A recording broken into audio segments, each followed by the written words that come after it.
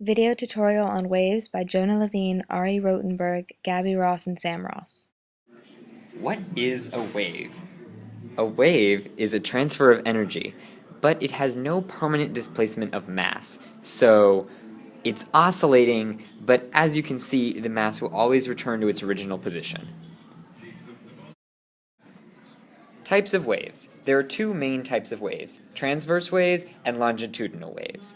In a transverse wave, which you see on the left, the medium moves perpendicular to the direction of energy transfer. So in this case, the energy is moving from left to right, but the medium is moving up and down.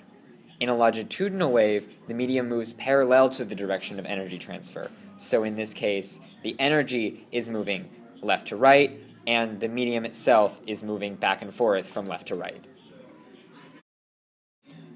The physical parts of the wave.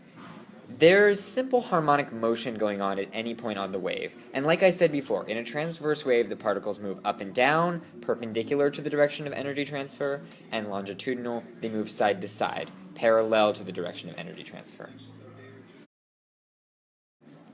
Let's look at the parts of a transverse wave. If we're looking at this like it's a sine graph, the top, where it's at maximum displacement, is called a crest, and the bottom at maximum displacement is called a trough.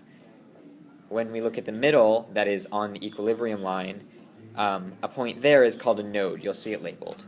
The distance from crest to crest or from trough to trough is called a wavelength, and it's represented by the Greek letter lambda. The distance from equilibrium to either the top of the crest or the bottom of the trough is called the amplitude. And as you can see, the direction of energy transfer is labeled to the right. In a longitudinal wave, it has similar parts, but they're called a little bit different. Since the medium is moving parallel to the direction of energy transfer, instead of crests and troughs, you have compressions and rarefactions. A compression is an area of high density, and a rarefaction is an area of low density, as you can see.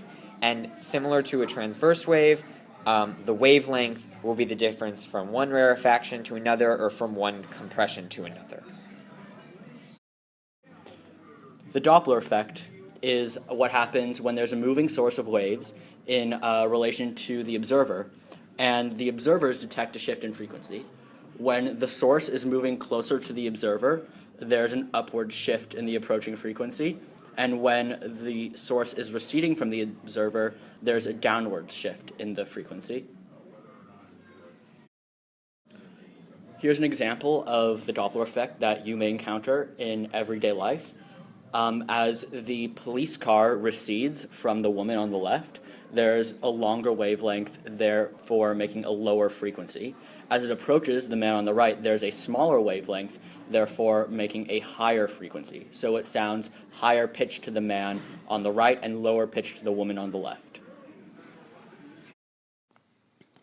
All right. The reflection is the change in direction of a wave at the interface of two media. The angle of incidence is equal to the reflected angle. Refraction occurs when a wave travels from one medium to another. This is where it changes direction as it enters the new medium. This is because this can be explained by conservation of energy and momentum, and the change in angle follows Snell's law, which says that the sine of the angle of incidence divided by the ratio of the sine of the angle of incidence to the